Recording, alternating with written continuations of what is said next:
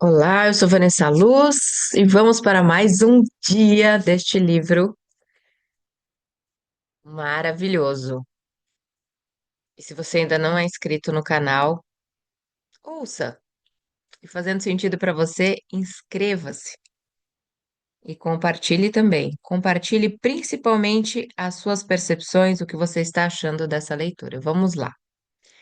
Livre-arbítrio e criatividade. Nas minhas viagens, pergunto-me frequentemente como é possível viver a visão de mundo quântica.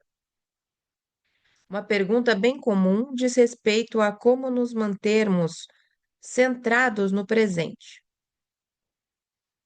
A causação descendente é a capacidade causal da consciência que nos permite escolher a experiência que teremos a partir das possibilidades quânticas. Mas escolhemos isso no momento, ou será que aquilo que está acontecendo num dado momento é algo que escolhemos ou criamos no passado? Ou é ainda algo que escolhemos desde aquilo que antecipamos que vai ocorrer no futuro? A verdade é que temos a tendência ao condicionamento, um dos problemas de sermos humanos e querermos realizar nosso potencial. Temos um auxiliar perceptivo e operacional chamado cérebro, que armazena memórias. E quando essas memórias interferem em nossas percepções, as reações do passado influenciam nossas reações atuais. Além disso, temos a tendência a projetar o futuro a partir das mesmas memórias, e isso também influencia nossa experiência presente. Como disse o grande poeta romântico Shelley, vivemos antes e depois, e sofremos pelo que não existe. Essa falta de foco sobre o presente não seria tão má se não interferisse em nossa criatividade. Ser criativo é escolher no momento, mas é um desafio no sentido de que precisamos transcender o ego condicionado para cair na iminência do ser.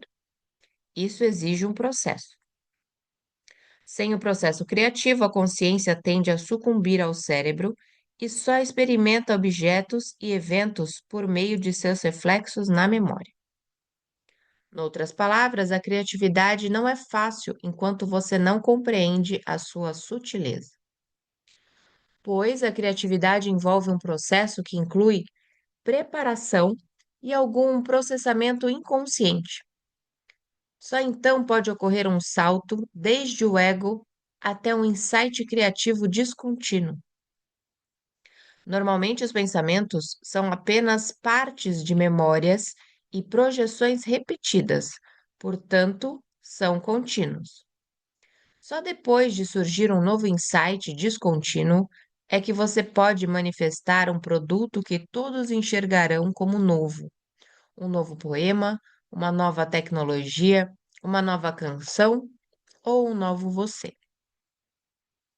Se você quer mudar sua vida hoje, torná-la radicalmente diferente amanhã, vai precisar do processo criativo. Esse processo exige a capacidade de responder sem recorrer a memórias passadas. Exige também intenção coesiva e propósito.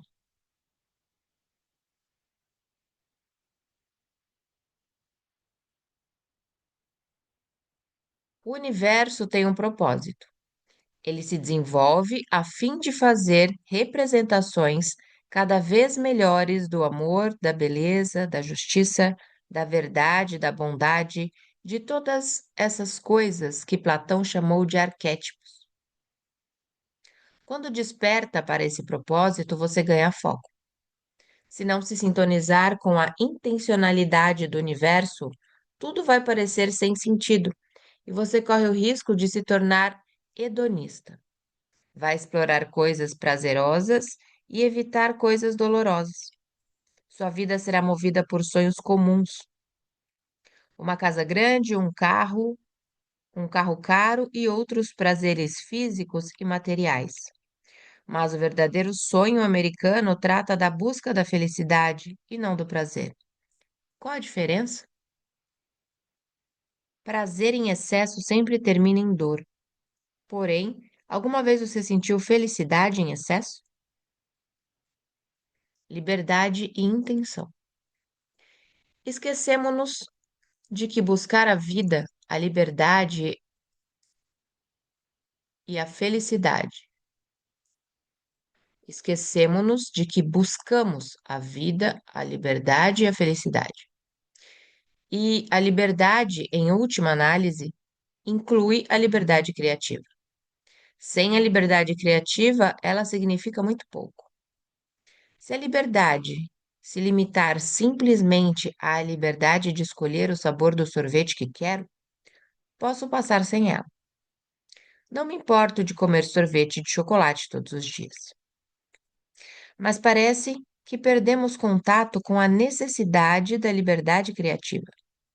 Hoje estamos diante de crises que vão exigir inovação e criatividade para serem solucionadas. Então, as pessoas estão falando novamente sobre criatividade, mas precisamos fazer mais do que falar. Precisamos de uma mudança de paradigma, uma mudança fundamental na visão de mundo.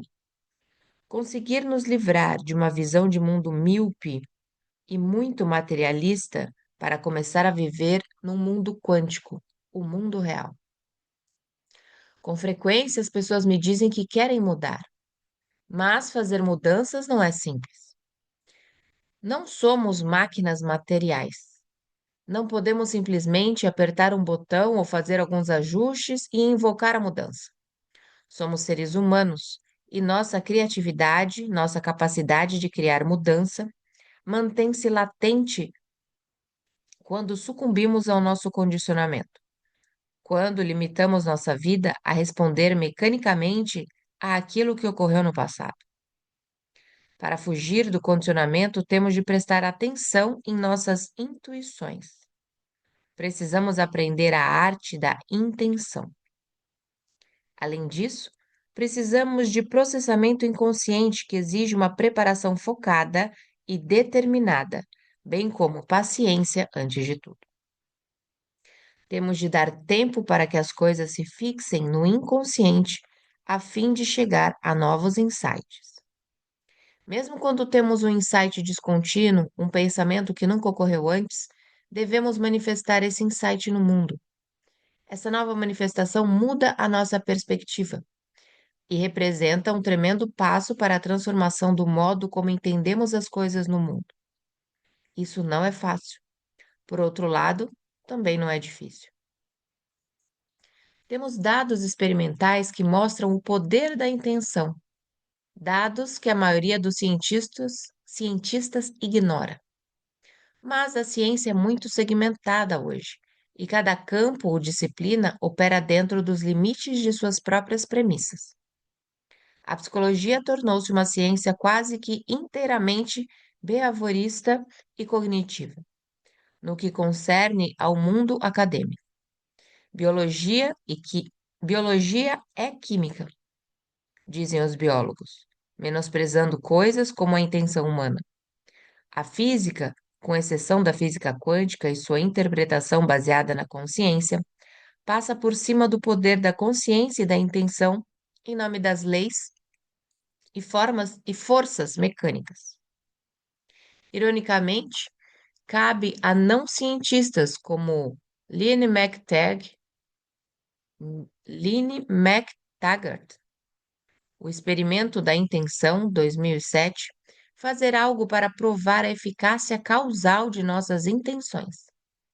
Cientistas ligados ao antigo paradigma continuam a ignorar os dados anômalos da parapsicologia, enquanto os desmistificadores, em seu meio, murmuram que McTaggart não é, de fato, uma cientista confiável.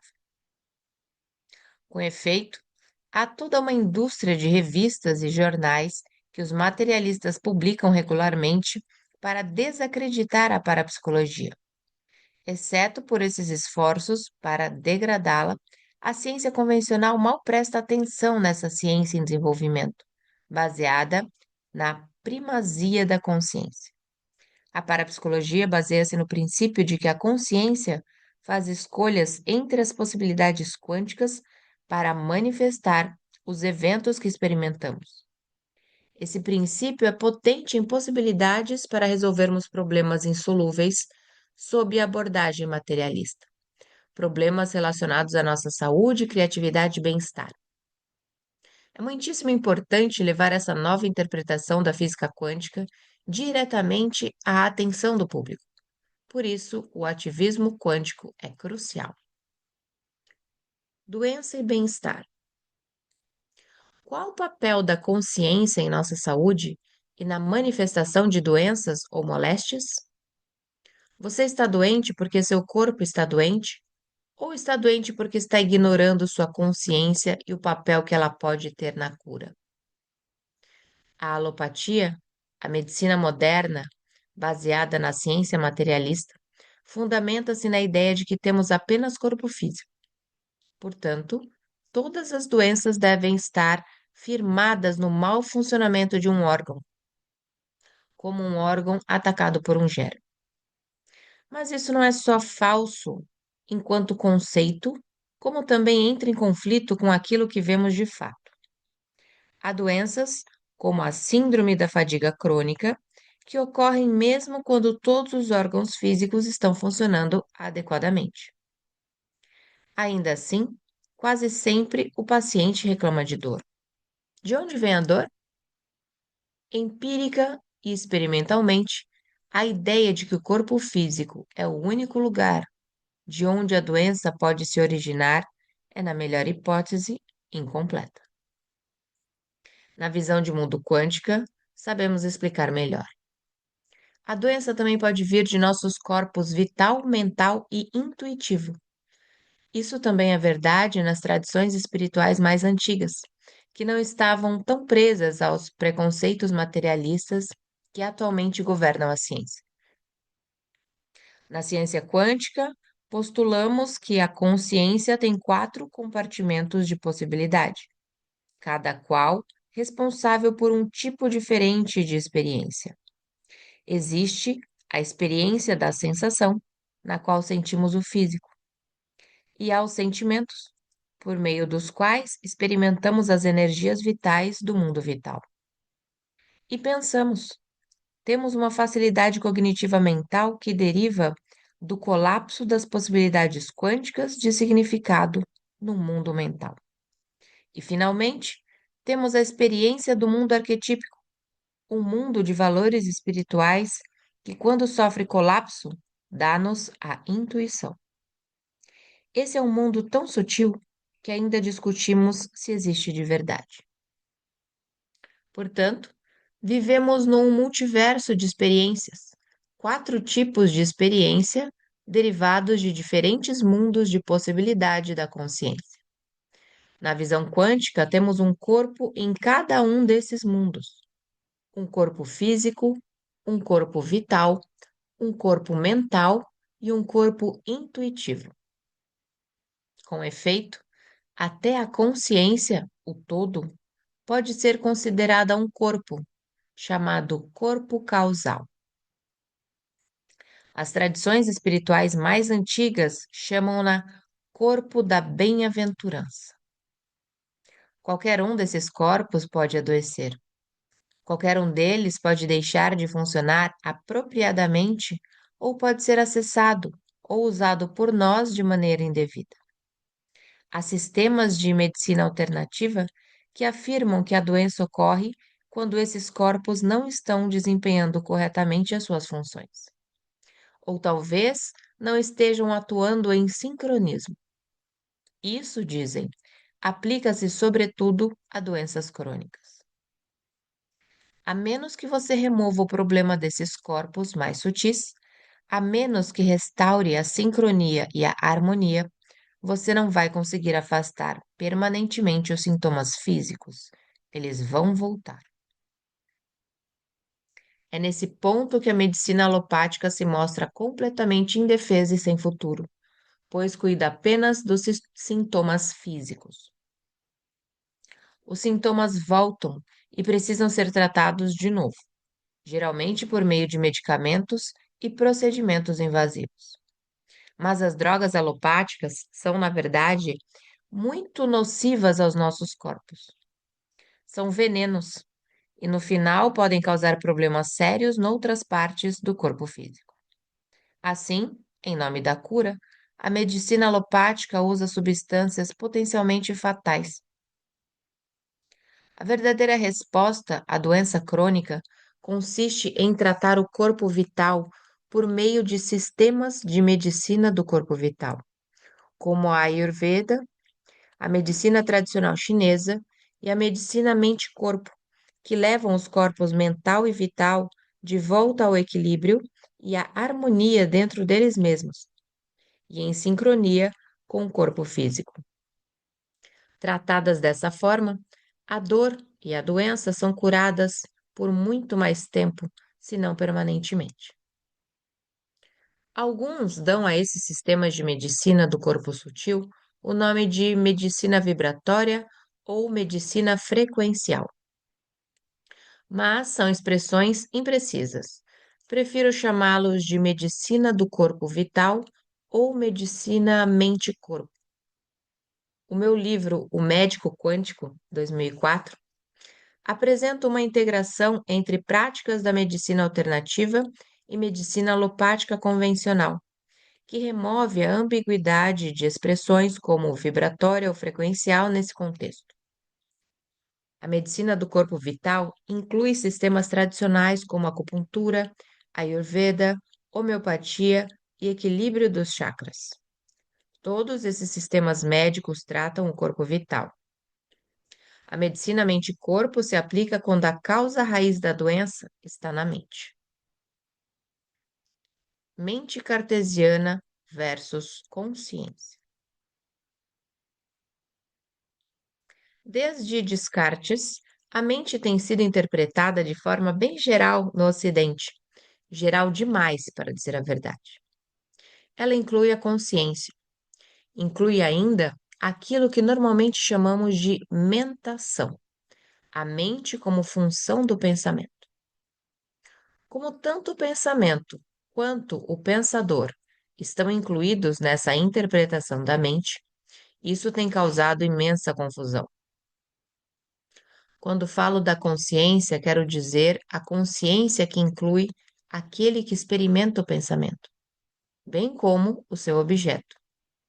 A mente representa o lugar onde residem os objetos do pensamento. A mente é o lugar no qual se dá o pensamento. Em termos mais explícitos, é o compartimento da consciência com cuja ajuda a consciência escolhe o aspecto do significado do mundo. A mente ajuda a consciência a dar significado ao mundo físico e a outros objetos da consciência, inclusive a si mesma. Portanto, a mente é a doadora de significado. Muitos pensam que a mente está contida dentro do cérebro, que ela é um produto do cérebro. Mas como isso pode ser verdade se a mente processa significado e já vimos que o cérebro é uma máquina computadora que não pode dar origem a significados? Muitos acham ainda que a mente está contida dentro do campo eletromagnético do corpo, dentro da sua aura. Mas a mente é completamente diferente de qualquer coisa material, mesmo do corpo eletrobiofísico, a aura, que em si é uma descoberta recente e excitante. A mente é o domínio do significado. O matemático Roger Penrose provou matematicamente que os computadores não conseguem processar significado usando algoritmos passo a passo. Noutras palavras, é justo presumir que o significado está fora da competência do mundo material. Mas se a mente não pertence ao mundo material, é preciso haver um mundo no qual os objetos são objetos de significado. E é a esse mundo que chamo mente. Um mundo que tradicionalmente era chamado assim até Descartes causar o colapso da mente e da consciência numa só coisa.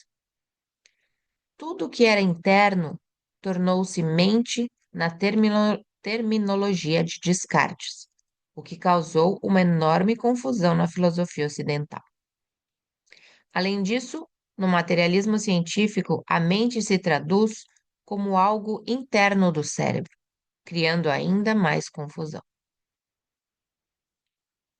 Numa entrevista recente, uma jornalista simpática ao meu ponto de vista disse: a maioria das pessoas tem a impressão de que o cérebro é o mecanismo pensante.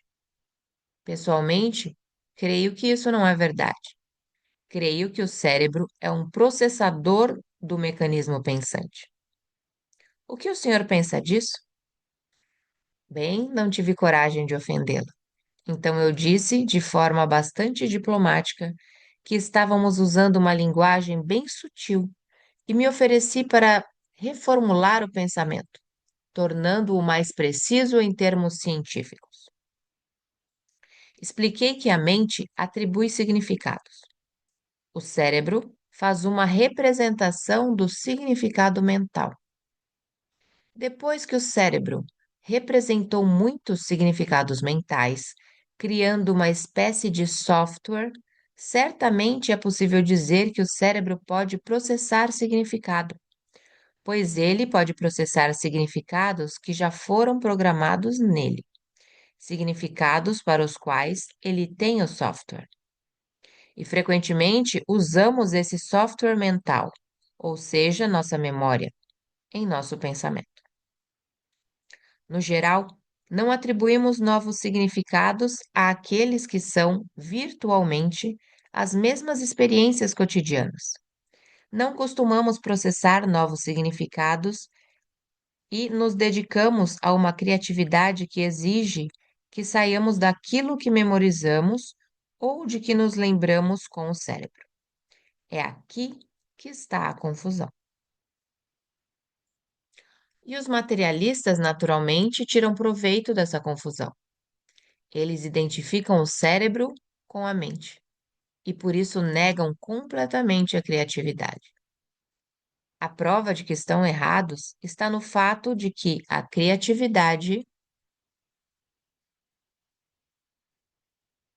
prova de que estão errados está no fato de a criatividade ser uma experiência bem estabelecida em todos nós, que todos nós temos.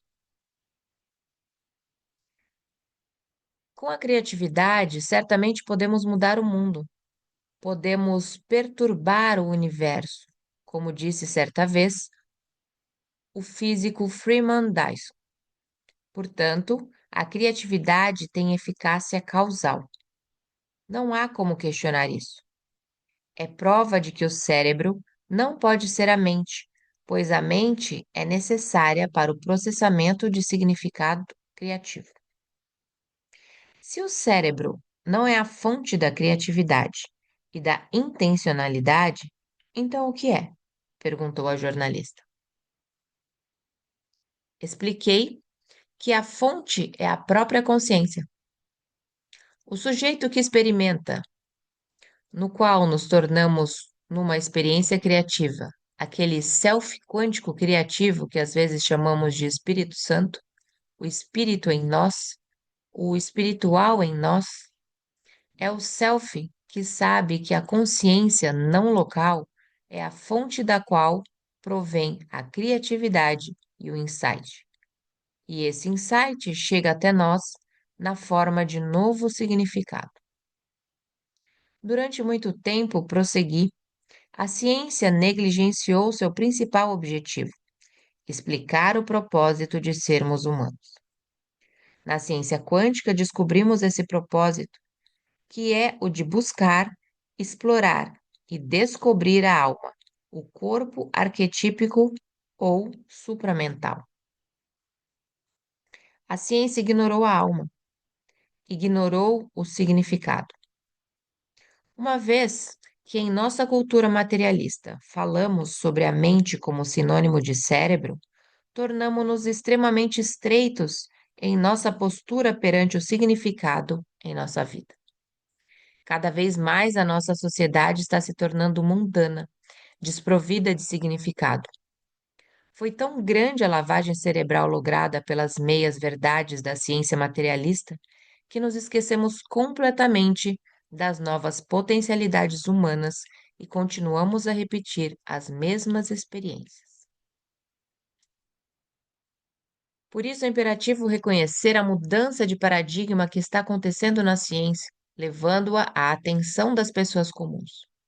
Contudo, precisamos ao mesmo tempo lembrar que todos nós, em última análise, fazemos parte todo, fazemos parte do todo que chamo de consciência quântica, aquilo que outras tradições chamam de Deus. Temos em potencialidade o mesmo poder que Deus, embora possamos ser dominados temporariamente por uma ou outra aberração cultural, por limitações autoimpostas, por condicionamento. Elas não são definitivamente estados permanentes para nós. Já estivemos presos a visões de mundo errôneas várias vezes em nossa história. A Segunda Guerra Mundial e Hitler, por exemplo.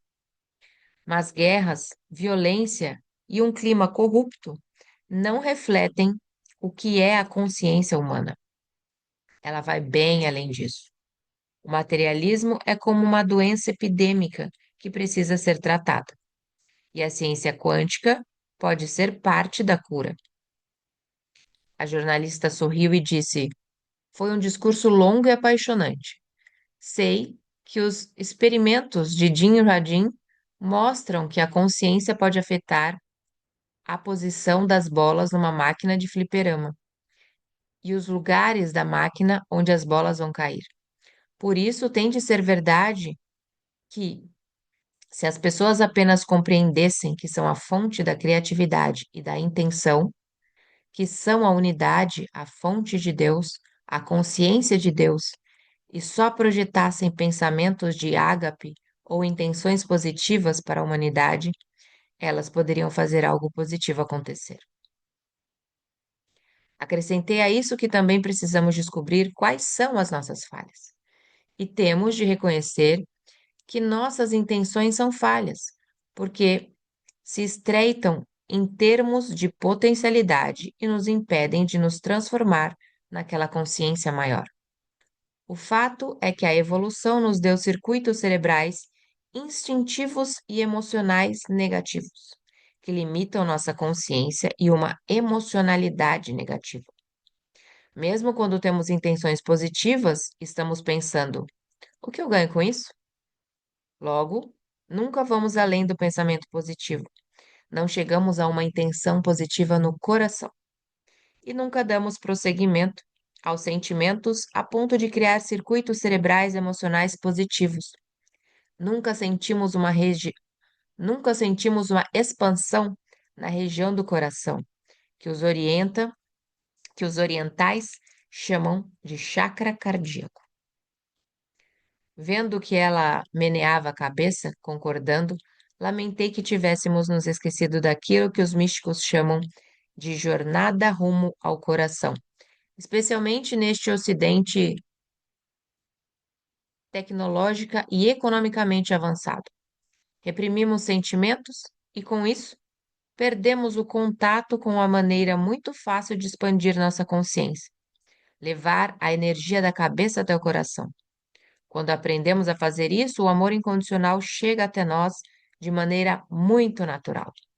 Quando sentimos que o coração está se expandindo, nossas intenções ficam mais potentes e com muito mais chances de se manifestar no mundo. Quando desejamos a paz no mundo com o coração expandido, o efeito é muito maior do que se apenas pensássemos nela, porque quando pensamos, somos estreitos, autoconcentrados. Se tentarmos evocar a paz no mundo modificando os outros e não a nós mesmos, vamos fracassar. Temos de fazer as duas coisas. Temos de mudar a nós mesmos e aos demais. E vamos ficar por aqui nessa leitura. Amanhã damos continuidade. Muito obrigada para você que ficou até aqui, você que está gostando. que está achando interessante tudo isso que você está ouvindo, aproveite e se inscreva agora no canal. Leia a descrição desse vídeo e deixe o seu comentário. Assim, mais e mais pessoas receberão esse vídeo também e terão a oportunidade de expandir a sua mente, e entrar em contato com a consciência, que é o todo, que é Deus, que somos nós, em manifestação aqui nesse momento. Um beijo no seu coração e até a próxima leitura.